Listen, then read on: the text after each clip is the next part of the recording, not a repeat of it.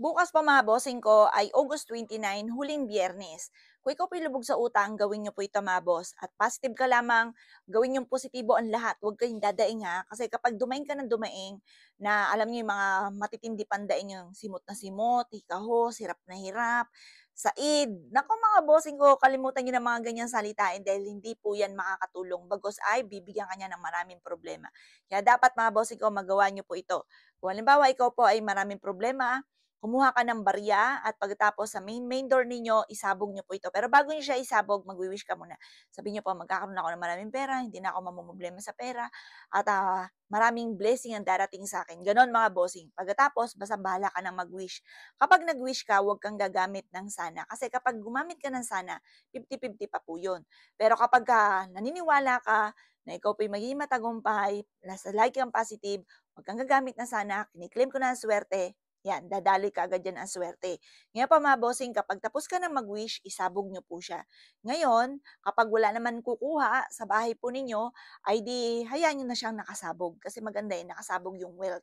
Kapag wala namang malilikot ang kamay sa inyo, mga bossing ko, mas mainam, pakalat-kalat yung mga barya, mga ganun. Mas mainam nakakalat yung wealth. Ibig sabihin, ganun kang kasagana, kasi hindi mo na kailangang ultimong barya ay simutin, yung mga gano'n.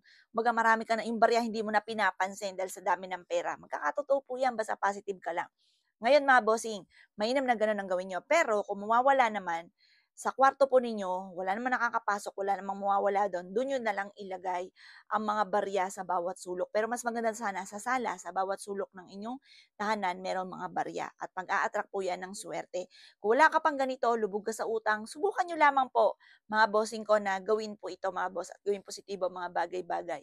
Or kaya kumuha ka ng isang mangkukan, ilagay ito sa ilalim ng inyong higaan at ang dulot nito ay swerte. Kung meron kang palayok, yung palayok, punuin niyo ito ng barya at ilagay sa ilalim ng inyong higaan. Asahan niyo po yan. Para yung asin na kumbaga nagpapaltukan, yung pag bumubusa, yan, aagos ang swerte po sa inyo. Maraming blessing ang darating. Imbis mo na kamalasan ay puro kaswertehan naman ang darating sa inyo. Kaya ako'y kinaniwala at nais niyo po itong gawin. Huwag ka na magpatumpik-tumpik pa. Gawin niyo na po ito. Gawin positibo ang mga bagay-bagay. Pagbukas ng pintuan sa umaga, pasok ang swerte, lumabas ang malas. Hindi welcome ang malas dito. Puro swerte lamang ang aking welcome. Ganon mga bossing ko ha. Pagbukas ng pintuan. Lagi niyo sasabihin, welcome ang swerte, welcome ang swerte. Buena swerte. Siksik liglig at umapot. Maraming blessing ang darating. Ganon mga bossing ko ha, tuwing umaga. Pagbubukas ng mga pintuan, mga bintana, yan, kailangan i-welcome natin ang swerte at mga magagandang salitain talaga ang kailangang bumukas sa ating pong bibig. Magkakaroon ako ng maraming pera, yayaman ako at magiging matagumpay, makakamit ko lahat ang aking mga pinapangarap. O, laging positive mga bossing ko ha, at positive din ang dadaloy sa inyo. O siya mga boss, good luck pa sa inyo po lahat.